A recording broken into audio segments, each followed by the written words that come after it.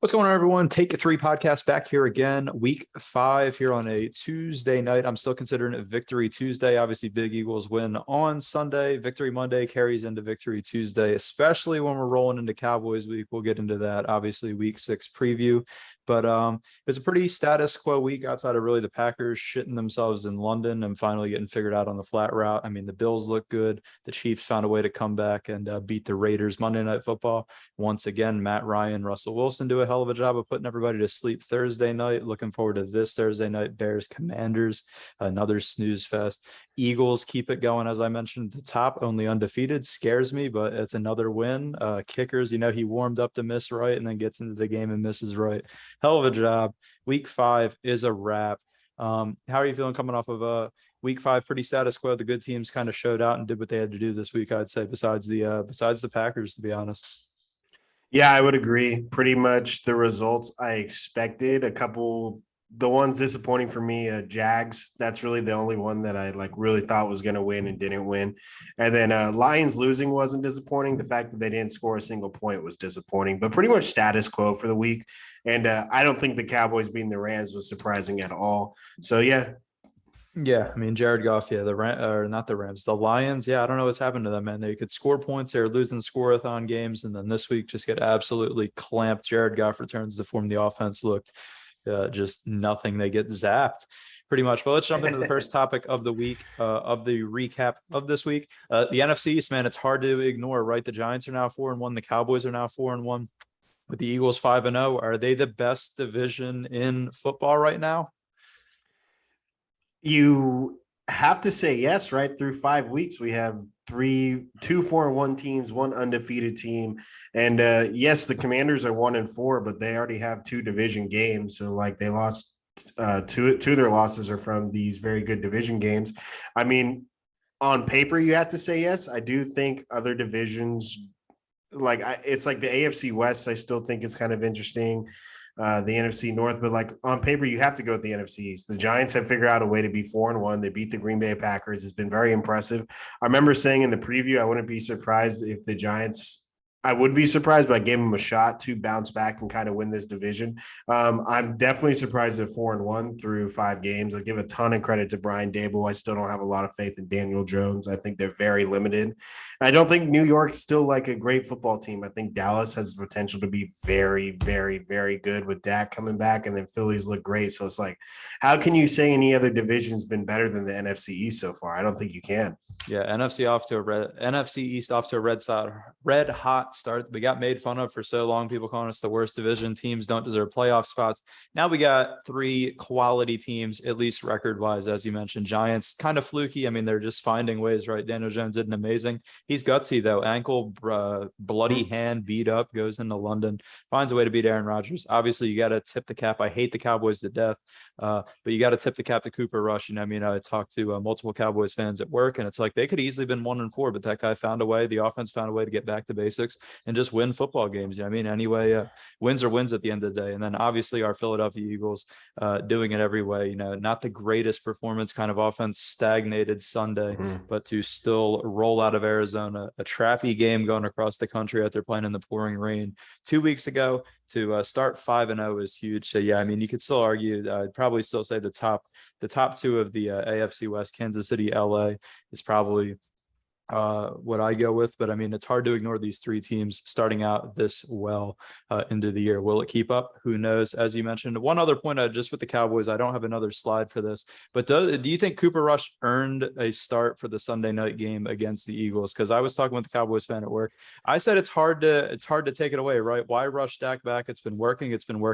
If you lose this game, you can throw Dak out next week or in 2 weeks, no issue. But to me, Cooper Rush has earned the right to start this Sunday night Eagles game just as a football fan, right? Not even as an Eagles fan, because to be honest, as an Eagles fan, I'd rather Dak be out there because I know the offense isn't going to be the same. It's going to be a lot of him holding the ball and trying to do too much. But what do you think? Does Cooper Rush earn the Sunday night Eagles start in Philadelphia? 100%. I think Dallas would be pretty silly to play Dak and try and rush him. Dan Cooper bought you time. You won the 4 games. You're 4-1. He's earned the right to start. And the thing is, this doesn't decide the division, right? There's another matchup. They're going to play again in Dallas later on in the year. Dak will be back for that. And then, I mean, if you look at the Cowboys schedule, it's the Eagles, Lions, then bye. So like Dak Prescott, if he can give him the full 6+ weeks to recover, I mean, have Cooper, even if let's just hypothetically, let's say Dallas loses, they bounce back against the Lions. You're sitting at 5-2 heading into the bye, and then that gives Dak plenty of time to be healthy, come back for the second half of the season. Plus, you have to think about it. Let's say they rush Dak back. They play the Eagles, who have been a very good team, and they lose, right? Then all of a sudden there's more pressure on Dak because maybe he didn't perform well. And then, there's already silly conversations in Dallas media about like QB controversy, which I don't buy into, right? That's obviously not real. Dak is the guy. He's just not healthy. But like it just makes so much sense to play Cooper. Like he's earned the start, like you said. I totally agree with that. And I think it'd be a pretty poor decision like for the organization if they were to rush Dak out for Sunday night. Yeah, the Cowboys make poor decisions though. So I mean, let's hope that they rush Dak out, right? I have nothing. That is that's probably the hopeful matchup because their offense looks so smooth and just so basic, but it works with Cooper Rush back there. That bring Dak back, send him in the Philly, and we'll see what it is. But yeah, I think Cooper Rush has earned at least another start, if not two, right? If I would run with him for the Lions game as well. If you can't beat the Lions with the defense, the run game, and Cooper Rush doing simple stuff that you could do against the Rams, then I don't know what to say. But yeah, I mean, I think Cooper Rush has definitely earned it. Let's see what Jerry Jones does. He's always looking to keep himself in the headlines. Not really a smart organization. But let's move on. Second topic on the docket: roughing the passer. What the hell was that in Tampa Bay? And then even the call last night. It's bad, right? It's turning into, as multiple players said on Twitter, it's like defensive guys. We might as well turn it into 7-on-7. Now we can't even touch the quarterback. The hit on Tom Brady, it was pretty egregious. I mean, the guy jumps up, freaks out, and then the ref throws a flag. It's like, come on, the guy's 45 years old, right? He chose to play till he's 45. The defensive players did not. And then I don't know. It's just bad, right? It's a bad look for the league. These aren't roughing the passer penalties in anybody's eyes, and it really takes away from you. Really can't play defense, right? It's already very nitpicky with the corners and the safeties, what they can do on the back end, which makes it tough to play defense. And now you're going to flag guys for this as well. So what do you make on the roughing the passer calls this weekend? Yeah, they were pretty bad, if I'm being honest. I remember a couple years ago when they tried to start taking it real seriously. They started the year with I believe the Green Bay Packers had two really bad calls back-to-back weeks. I remember one of them being Clay Matthews, and they lost those games, and they were poor calls. And I think it's the same thing here, and it's gotten worse over the years. I watched that Atlanta one live. I remember that, and I remember just thinking, oh, Tom's not allowed to lose to Atlanta, I suppose. I don't think he's allowed to lose. The league's not going to let him.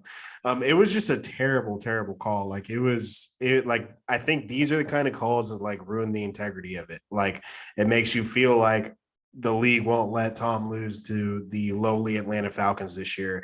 And it's embarrassing, honestly. I'm not a fan of it. Players are speaking out. A lot of people are speaking out. It's just, if we allow this to continue and we follow this trend, like where are we going with the sport? Like, I know we're trying to protect players and we need to worry about like brain injuries and other things, but like it was pretty bad. I think it was inexcusable, honestly. It was embarrassing for the league. I don't think there's any way you can argue that there are actual penalties. Yeah, and my problem is the refs not being willing to take accountability for them being bad flags, and both of those guys backing up that they thought their calls were good calls, and they just clearly weren't good calls. As you mentioned, it felt like the league didn't want Tom Brady to lose.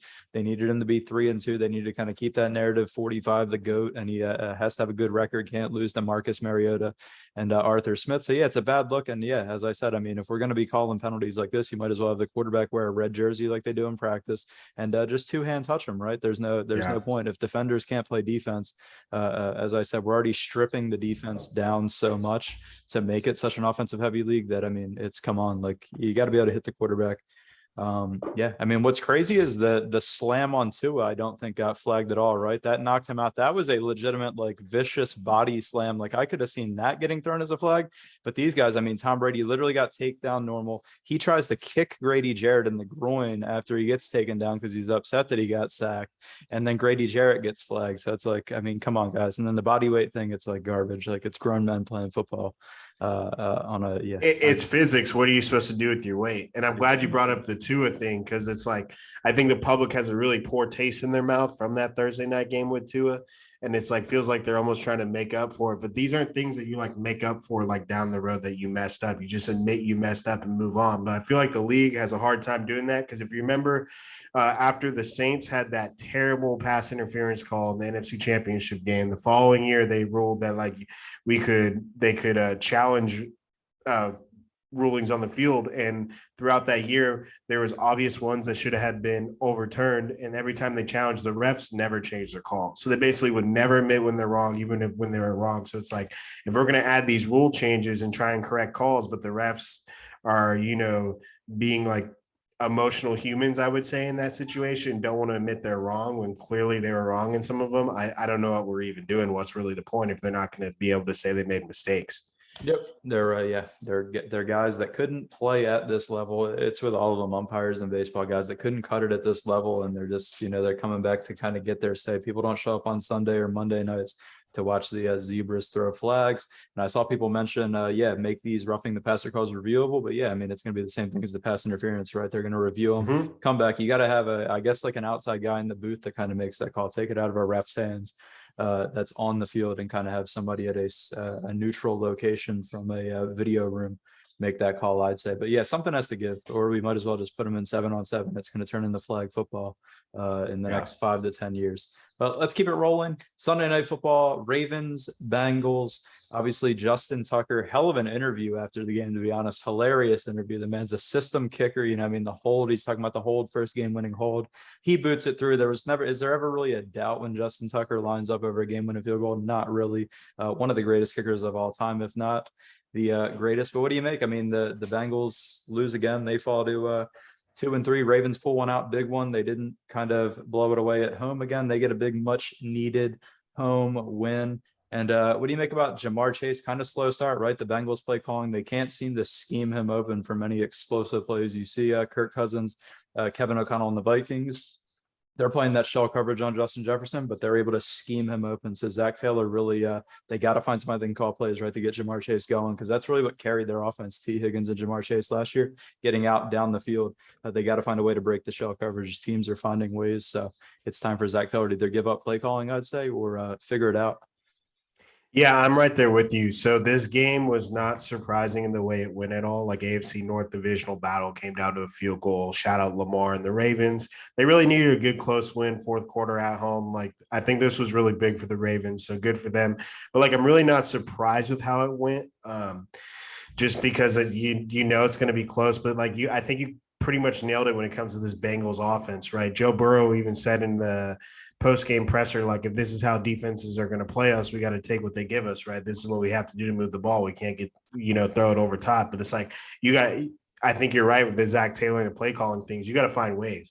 Obviously, Tyreek Hill, when he was with Kansas City and the Chiefs, like they went over the top a lot, and then they won Super Bowl in the following year. It was not the same. Like, defenses played him. It was much tighter. It took a lot more to get Tyreek Hill over the top. But guess what? Even when he didn't have those big plays, Tyreek Hill, Andy Reid found ways to get Tyreek Hill the ball and got him going. I think the Bengals and Zach Taylor need to do the same thing with Jamar Chase, because they're just too damn talented to not be moving the ball how they should. They really have no chance to move deep in the playoffs if they don't figure that out. Yep, too much talent at quarterback. They got a good running back. You just can't have Hayden Hurst leading the squad and receive in a big game. You got to find a way to get Jamar Chase the football in space, whether it's over the middle, right? Just create plays. I mean, it's time. That's how the Bengals are going to get this season back on track, is by finding ways to get T. Higgins and Jamar Chase involved and get that explosiveness back in the offense, because it's clearly been lacking through 5 weeks. Last thing on the docket that I have, Matt Rhule, obviously first coach fired. It was kind of inevitable, right? He kind of got set up with really bad quarterbacks, right? Darnold, Baker Mayfield, the shell of Cam Newton. But it is what it is. I mean, he walks out the door. He's still owed $40 million, little north of $40 million. So he's set up for the next while. But what coach do you think is next to go on the list? Will it be Hackett? Like, I really think there's a world where Hackett, I think he'll make it through the year, but I think he could very well be toast, because I don't see how that team makes the playoffs, right? They are just that bad. And his play calling, he has nothing. He has no sauce. Russ is playing hurt. He's really has no sauce anymore. So who do you think the next coach on the chopping block is? Yeah, I honestly lean Nathaniel Hackett. I do think he makes it through a season because it's a pretty bad look. First year head coach, you don't even give him a full year. But like the way Denver has looked has been so embarrassingly bad. Okay, Russ has a torn rotator cuff in his shoulder. Something was torn. I don't remember the specifics, but like I mean, Russ was still making poor decisions. I don't think that affected his decision making. And then the Broncos have looked so abysmal. I think Nathaniel Hackett leads the way. And then after that, I think Ron Rivera is interesting because a 1-4 start, they haven't looked good. He threw Carson Wentz under the bus recently. I mean, Carson hasn't been great, but like I think they have a lot more problems than just the quarterback position in Washington. And then I mean, those are the last one for me is it's interesting to see if the Raiders stick with Josh McDaniels, if he turns it around or not. 1-4 is a far cry from the start they thought they were going to have by adding Devontae Adams. They almost beat the Bengals in the playoffs last year. They had a pretty damn good season last year with a lot of controversy. So if you're the Raiders, you got to be pretty damn disappointed at a 1-4 start. I mean, maybe McDaniels can turn it around, but man, it does not look good for him either. Yeah, for sure. I have, one dude, if it's midseason and you named him zeroed in, it's got to be Ron Rivera. If they lose a couple more Yeah. football games with the whole Carson Wentz, the quarterback thing, whatever went on with that press conference, he's got to be the guy because I think Hackett will make it through the year. I could see him getting fired after the season. McDaniel's kind of same way. I think we'll get another year. And then, I mean, Frank Reich being able to get gifted the game by Nathaniel Hackett kind of like extended his job, right? If they lose and they were sitting at one, it would have been 1-3-1. I want to say it would be through 5. It's like I could easily see him trending downwards and towards getting fired, right? No Jonathan Taylor. Matt Ryan is literal garbage on the football field, but Nathaniel Hackett, Russell Wilson gifted him a W, gets him to 500, and they're all of a sudden in the ballpark of that division now. So it's like Frank Reich's probably safe, but yeah, Ron Rivera has to be the guy. If somebody's going within the next 2, 3, 4 weeks, I would say them sitting at 1-4. They brought in Carson Wentz, all the weapons. He's got to find a way to turn it around, or he's probably gone. There's one more that's interesting to me, and it's Cliff Kingsbury. The Cardinals have clearly had bad finishes to the seasons the last few years, and him and Kyler seem to just not be on the same page. After that, the way they ended against the Eagles, there was like basically Kyler made comments that basically seemed like my coach should know what down it is for that spike. He was yelling at me to just spike it. It was third down, and then Cliff Kingsbury made comments about Kyler, basically saying like his $200 million quarterback should know where the first down marker is and slide to make sure he gets a first down.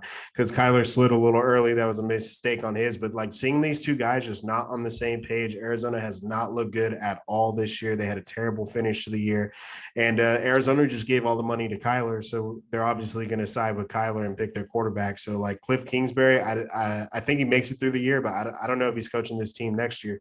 Well, I think they extended Kingsbury in the offseason. They extended Kingsbury, the GM, and they extended Kyler. So they're not, I don't think this year they're going to straight up give him all that money just to go away, right? Like they kind of invest, they'll probably have to sit down and figure it out, right? I don't know. I think they made a crazy investment in Kyler. I don't think Kyler's that guy as a leader. It's clear and clear every week. I think we talked about this in the preview, just him leading a football team. So yeah, I mean, I think Cliff is only safe because they invested that money up front in all three of them as a trio, the GM, him, and Kyler Murray. That I don't know if Arizona's ownership will be able to just give him the money, sort of like Matt Rhule is going to get paid off to go away. But yeah, the Cardinals look like absolute disaster, garbage, and not what they thought Cliff Kingsbury and Kyler Murray would be as a duo.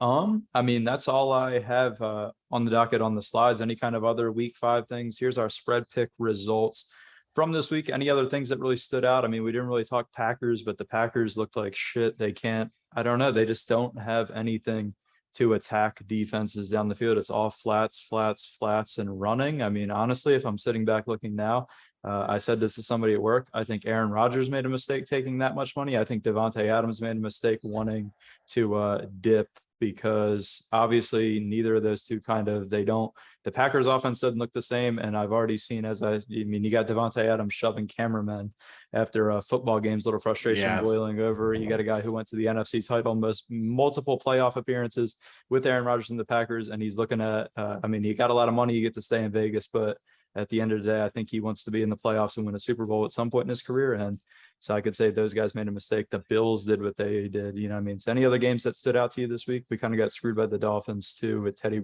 How do you scheme up another quarterback getting a concussion? Yeah, the Dolphins one I actually wanted to bring up, and not because of the Dolphins. Like, okay, they're on the third string quarterback, is what it is.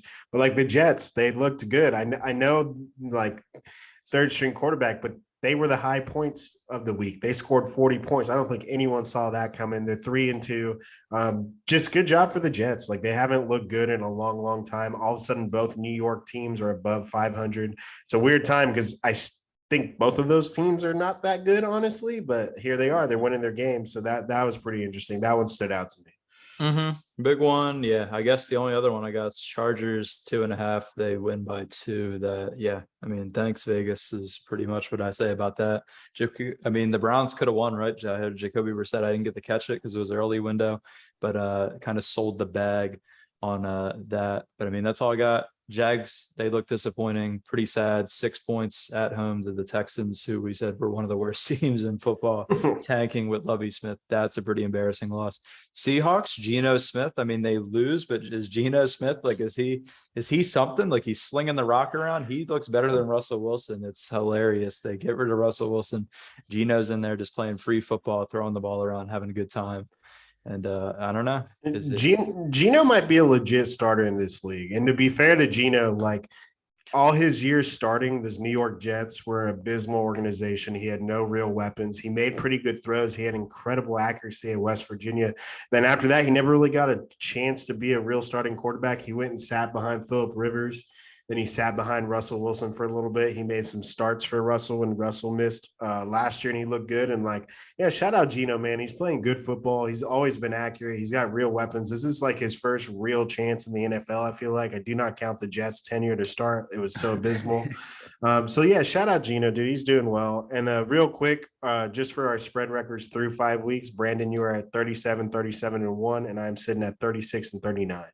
Yeah, the rails kind of fell off a little bit this week. Yeah, I mean Vegas is kind of getting good at this stuff as we're seeing with some of these close results. It's like that's why they've been in business so long. But yeah, I mean, shout out Geno. It's funny, just him at 32 years old. I never would have pictured him slinging the rock around. As we said when we previewed the NFC West, not a lot of wins going to be going down in Seattle. They're going to look like shit, and they don't look like shit. I mean, they're 2-3, but they don't look bad, right? The offense is actually moving the ball, throwing the ball around, and he actually looks good, which is hilarious.